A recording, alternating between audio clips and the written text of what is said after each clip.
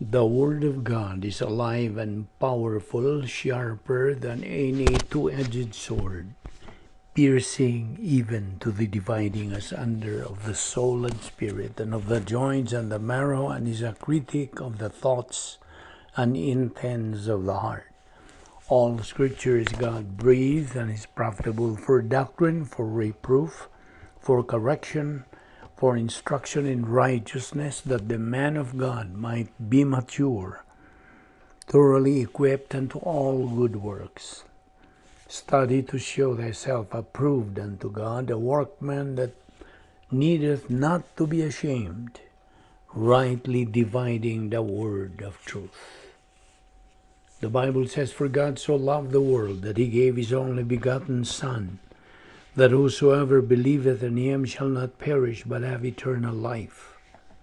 For God did not send his Son into the world to condemn the world, but that the world through him might be saved.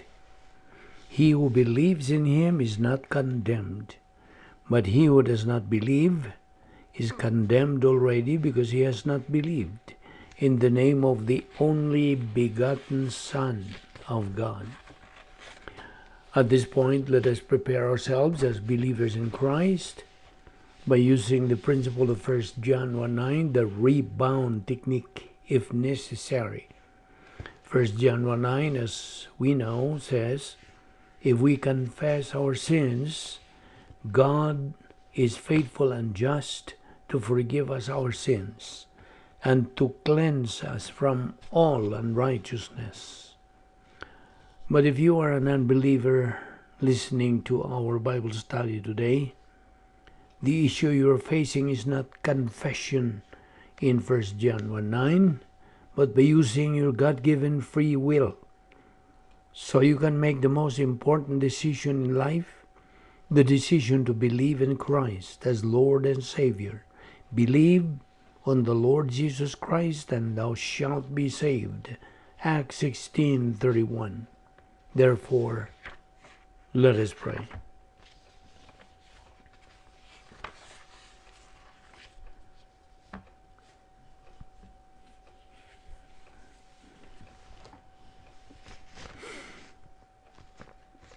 We consider it a privilege, Heavenly Father, to have the freedom and the opportunity of fellowshipping with you and your word. We thank you for this opportunity once again to study your word, and for bringing us this time in this assembly so we can continue in our assimilation of your truths, which we badly need in our spiritual life. We ask all this in Christ's name. Amen.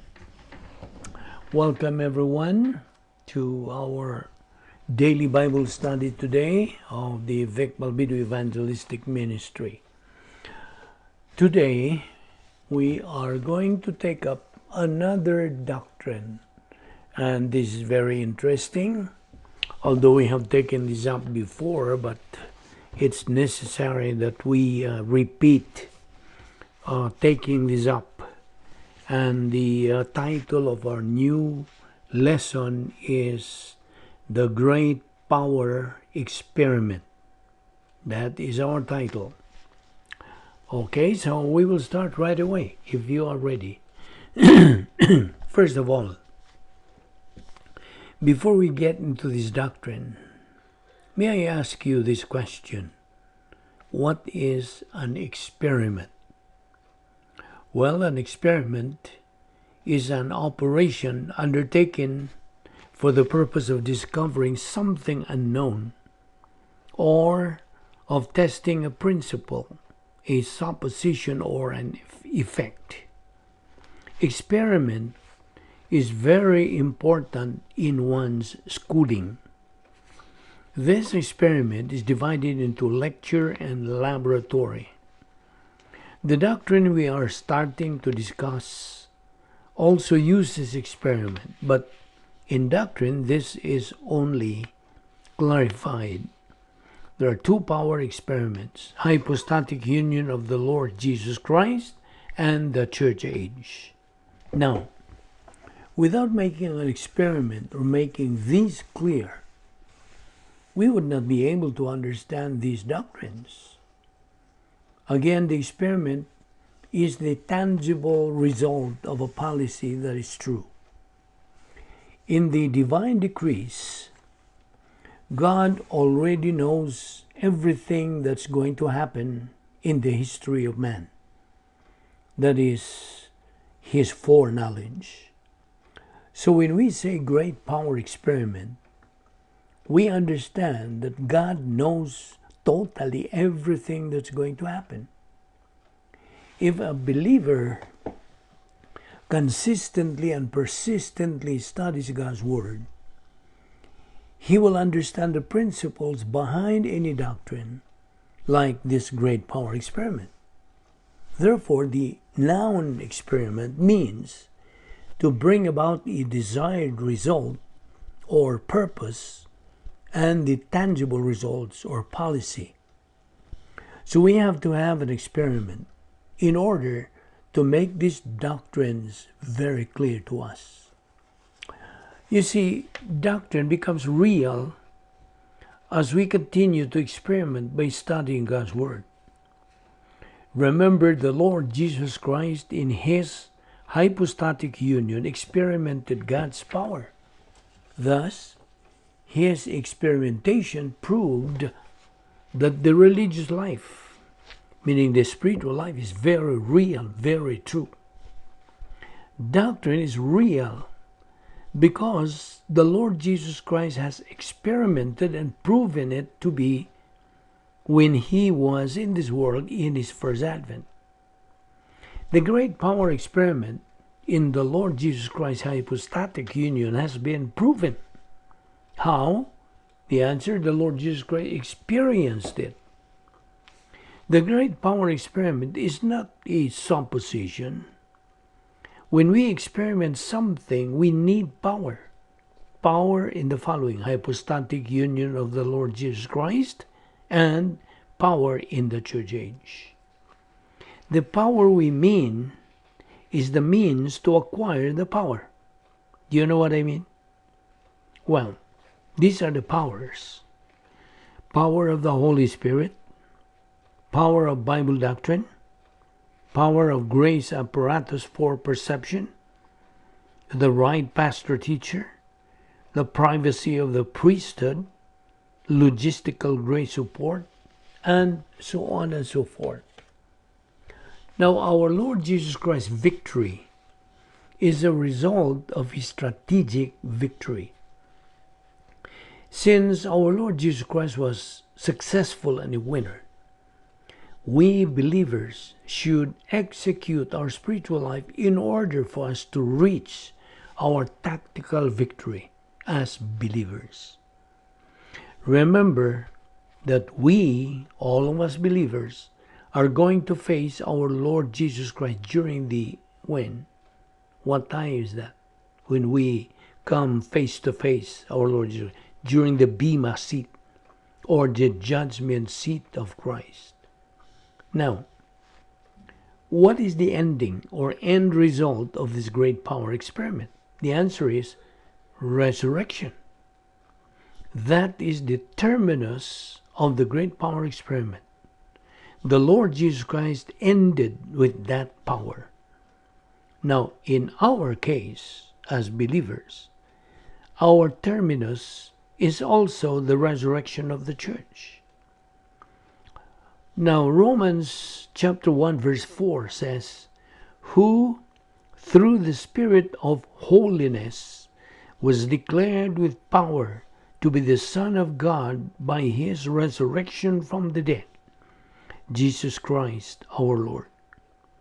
Let us remember that the Holy Spirit did not help our Lord Jesus Christ's deity while He was on earth. No, He did not. The Holy Spirit only helped our Lord Jesus Christ's humanity.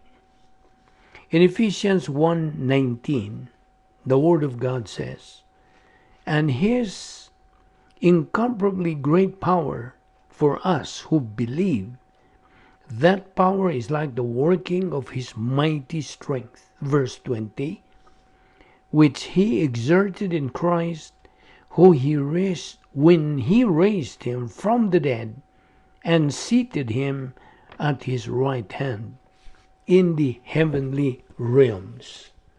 So, how do we prove that we believers have the power today? The answer is by making an experiment. Experiment, you see, can be done by studying God's Word because it has been proven to be true. We are being exhorted by the Word of God to execute the spiritual life by growing up spiritually. 2 Peter 3:18. You see, we cannot use anything we do not know, right? So we have to know and understand the truth by studying Bible doctrine, the Word of God. We have the power. There are three categories of power.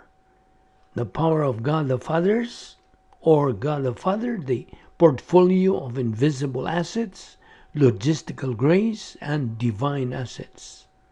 Now the power of God the Son, and the third is God the Holy Spirit's enabling power. Now, listen, the same power that the Lord Jesus Christ had in his hypostatic union, we now have it right now. Do you know that? Not all believers make use of the great power experiment. Only believers who are executing God's plan through the spiritual life of the believer.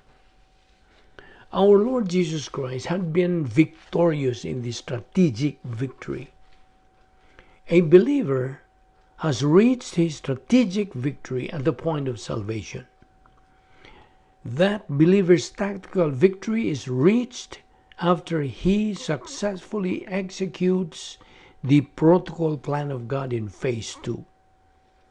Romans 1:4 says, in the power of his resurrection. This is our Lord Jesus Christ's great power experiment. In Ephesians 1:19-20, the church age great power experiment. Divine omnipotence of the Godhead. We have God the Father's power, God the Son's power, and God the Holy Spirit's power. These very powers do bring about the desired result of our spiritual life. We have to study God's attributes in order that we will know who and what God is, his power, and his plan. Remember that it was God the Holy Spirit's power that raised our Lord Jesus Christ during his resurrection.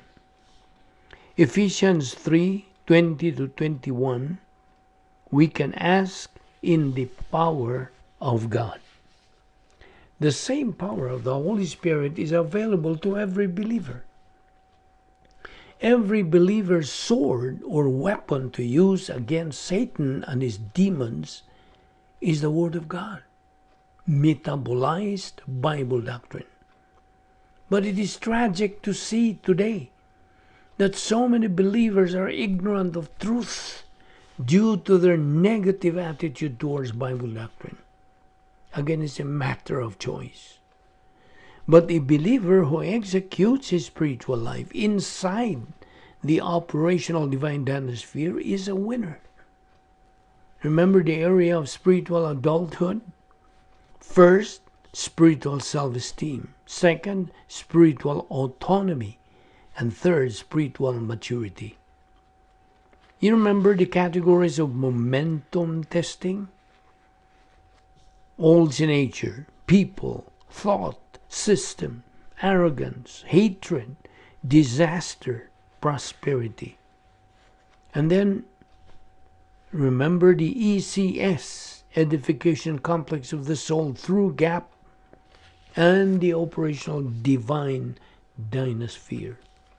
Now, here are the list, we would say, the great power experiment of our Lord Jesus Christ. In Christ, virgin conception. In Christ, virgin birth. In Christ, life on earth for 33 years. In Christ, spiritual death at the cross. in Christ's resurrection, in Christ's ascension, and in Christ's session. Our Lord's earthly life was full of truth. In fact, He was the truth. Luke chapter 2 verses 51 to 52, He grew in wisdom and stature, physically in favor with God and men. The omnipotence of God, the Holy Spirit, sustained His humanity while He experienced His passion. Now, our Lord's first royal title is that of a Son of God. Our Lord's second royal title is a Son of David. Our Lord's third royal title is King of Kings and Lord of Lords. Now, of course, this King of Kings and Lord of Lords title is the tactical victory of our Lord Jesus Christ. In John 14:16 to 17, in verse 16, and I will pray the Father, and He will give you another helper, that He may abide with you forever. Verse 17, the Spirit of truth, whom the world cannot receive, because it never sees Him, nor knows Him, but you know Him, for He dwells with you and will be in you. Now, if Christ is King, then He has subjects, right? Where is His kingdom? The answer is in every believer. What does the kingdom of God mean? Okay? Let me clarify this. What does the kingdom of God mean? That's every believer. What about the kingdom of heaven? That means eternal state. Now, God's power is in our execution of God's protocol plan. It is God's power that enables us to make use of God's plan. Where is our Lord Jesus Christ's power? While He walked on this earth, He at the same time was holding the universe, controlling the world. John 1:3, all things came into being through Him. Colossians 1:16 to 17, for by Him all things were created. This great power experiment of the hypostatic union of the Lord Jesus Christ and of the church age, this power, God's omnipotence, is part of God's provision for every believer. So believers can now use this power, but it needs the believer's decision to decide whether he wishes to be a winner or a loser. Our Lord Jesus Christ used this power while on this earth. His prototype divine atmosphere, which made Him a winner. That was His strategic victory. It was the Lord Jesus Christ who originally used this great power experiment, and it was proven to work. So we believers, if we reside in the operational divine atmosphere, this power, great power experiment, will definitely work. A person who believes in the Lord Jesus Christ becomes automatically a new species, a new creature. It is tragic that a lot of believers do not know this power, do not know that this power has to be decided, a decision to use this power. Do not know how to permanently use this power.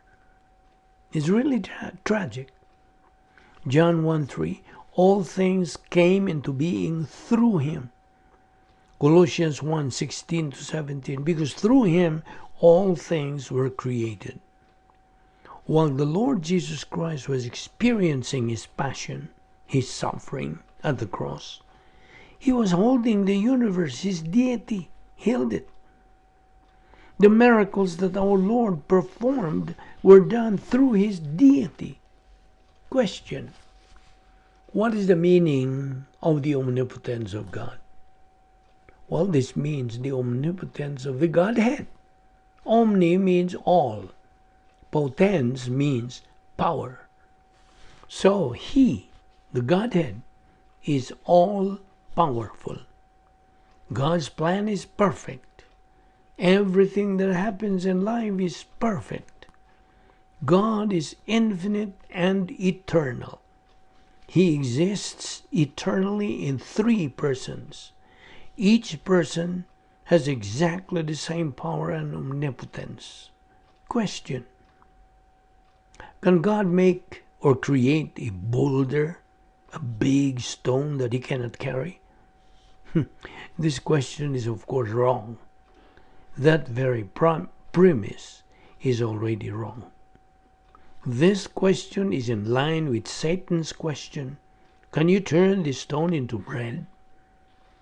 God's omnipotence cannot be separated from his holiness, justice, righteousness, and love. Satan tempted our Lord Jesus Christ to detour our Lord from God the Father's plan for him. Today, God's power is available to every believer. This is grace. What includes this power? All of God's spiritual assets. We have the 10 problem-solving devices. We have the grace apparatus for perception. We have the edification complex of the soul. We have the operational divine dynasphere. We have the 3 spiritual skills. We have rebound, etc., etc. Now, when did this great power experiment start? Well, let's review the dispensations. You remember? The first is theocentric, meaning God-centered. The second, Christocentric, meaning the Lord Jesus Christ centered. And the third, final destiny, eschatological. Now, under theocentric, we have the Gentiles and Israel.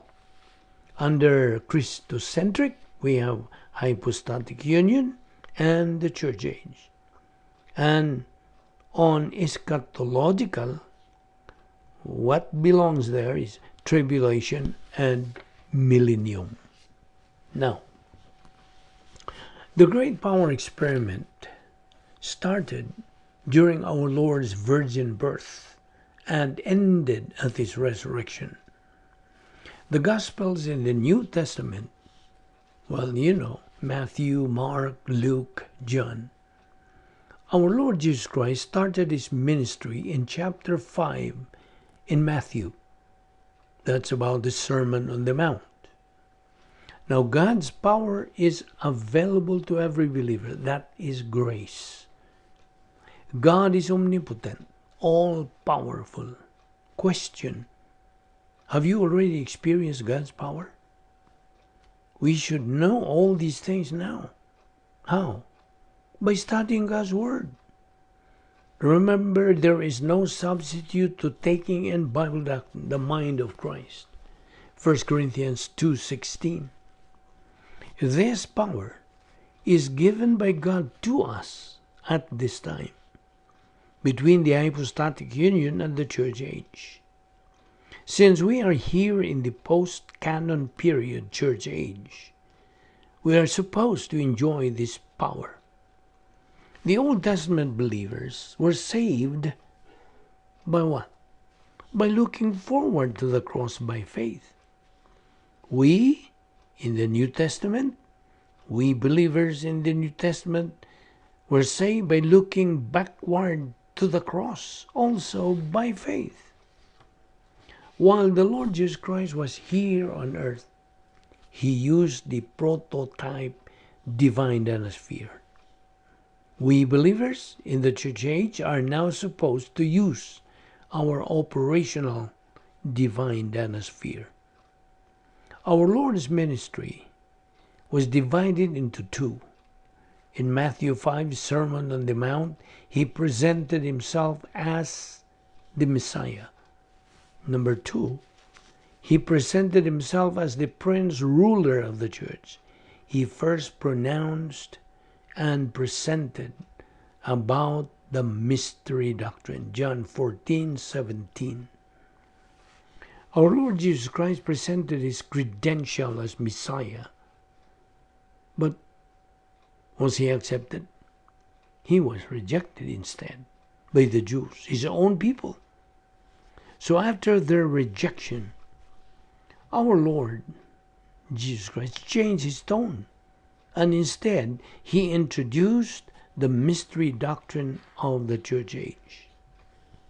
But our Lord, in Matthew 24 and 25, he talked about the tribulation and millennium. Now, at this point, let us review the doctrine of divine atmosphere. You remember? Gate 1 is the power gate. Gate 2 is basic Christian modus operandi. Gate 3 is the enforced and genuine humility, producing objectivity and teachability. Gate 4 is perception, metabolized of Bible doctrine and application of it. Gate 5, cognitive self-confidence, personal love for God the Father. Gate 6, the spiritual autonomy, cognitive independence, impersonal love. Gate 7, the believer passes momentum testing. And gate 8 is the spiritual maturity gate, the winner's gate. Okay, that's just a review of the operational divine dynasphere, supposed to be the residence of every believer in the church age. Now, our Lord Jesus Christ resisted sin and evil. He remained inside his prototype divine dynasphere. He remained perfect in his humanity. That is why he who believes in him shall have everlasting life. John 3:36. Therefore, our Lord's work on the cross was sufficient. Man's work cannot and can never add to what our Lord has done at the cross. Ephesians 2:8 and 9, remember? We have been saved by grace through faith, that not of ourselves, it's a gift of God, not of works, lest anyone should boast. And in Titus 3:5, not of works can one be saved. John 3:36, he who believes in the Son has life. He who does not believe in the Son does not have life, but the wrath of God abides on him. Our Lord Jesus was alive when he completed his mission, when he said, Tetelestai, meaning it is finished. Our Lord Jesus Christ died twice on the cross, physical and spiritual death. He judicially was separated from God the Father because he died for our sins for 3 hours. His physical death was unique.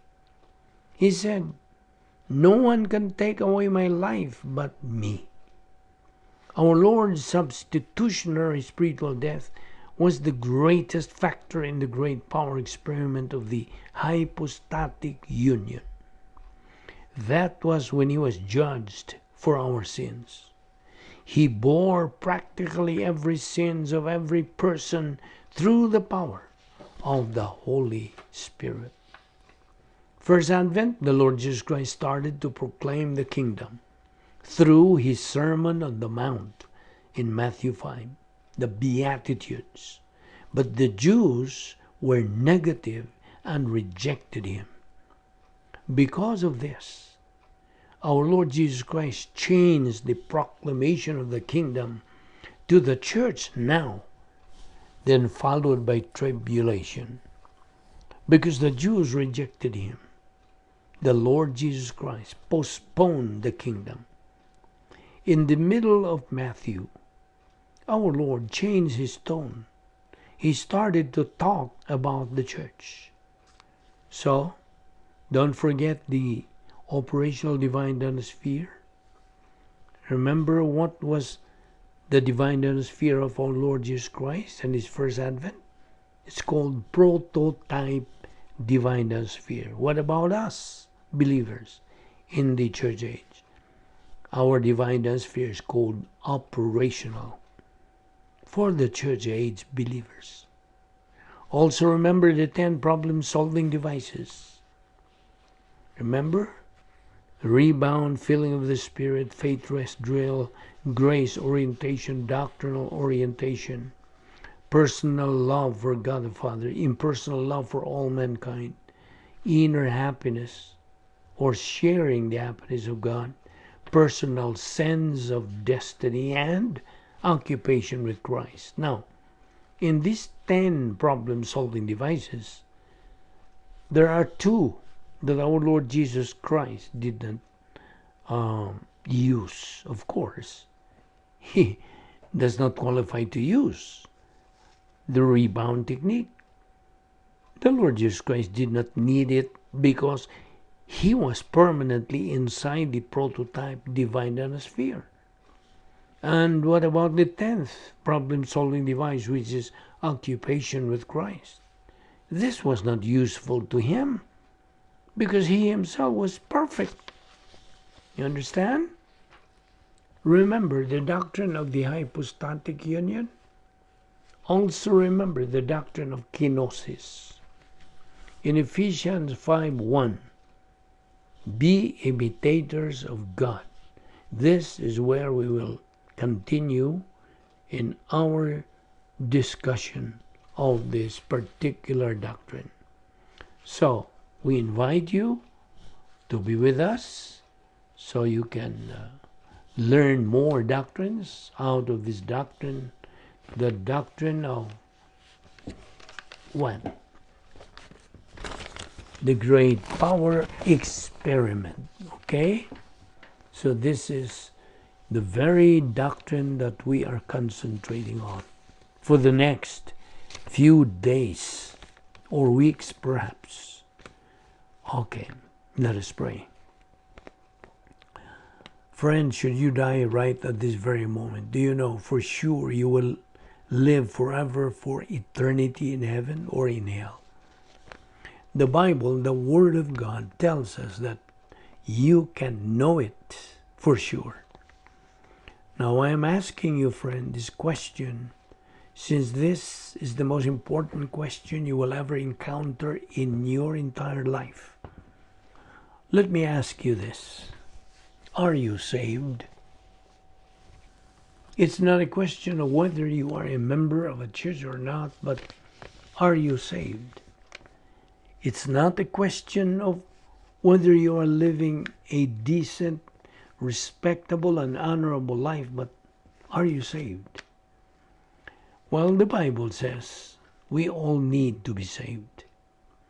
Friend, for you to get saved, first of all, you have got to acknowledge the fact that you are a sinner. The Word of God says in Romans 3:10-12, there is none righteous, not even one. There is none who understands. There is none who seeks for God. All have turned aside. Together they have become useless. There is none who does good. There is not even one. Romans 3:23 says, all have sinned and come short of the glory of God.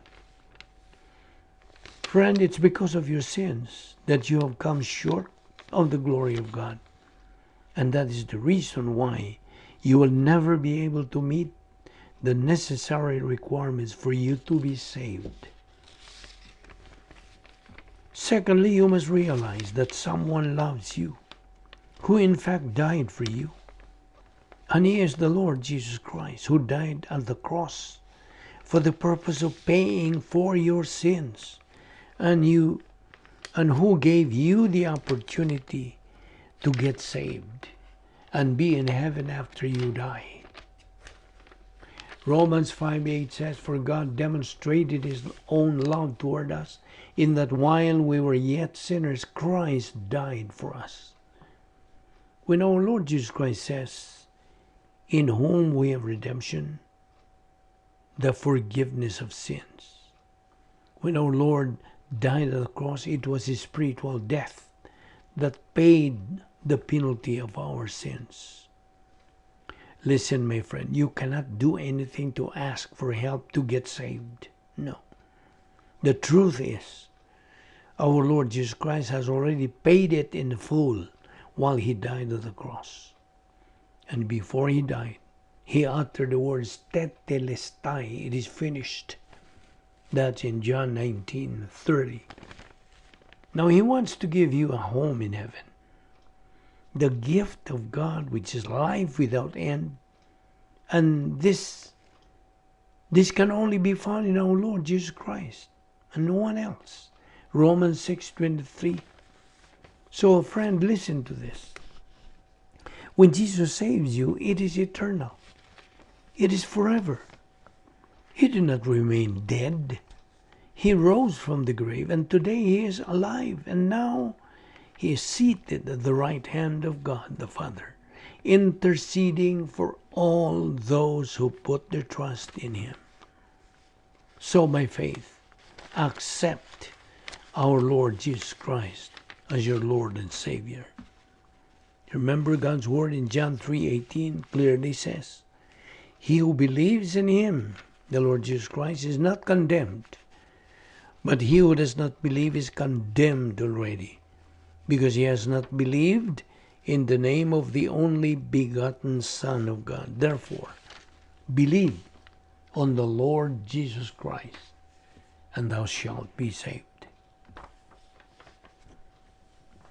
Let us pray. Thank you, Heavenly Father, for the grace opportunity of fellowshipping in your word today. We pray that what we learn in your word today may become a blessing to our life. Thank you for our Bible study through the YouTube of the Vic Balbido Evangelistic Ministry. Use this ministry to spread your gospel and to spread your truth for the edification of the church. This we ask in Christ's name. Amen.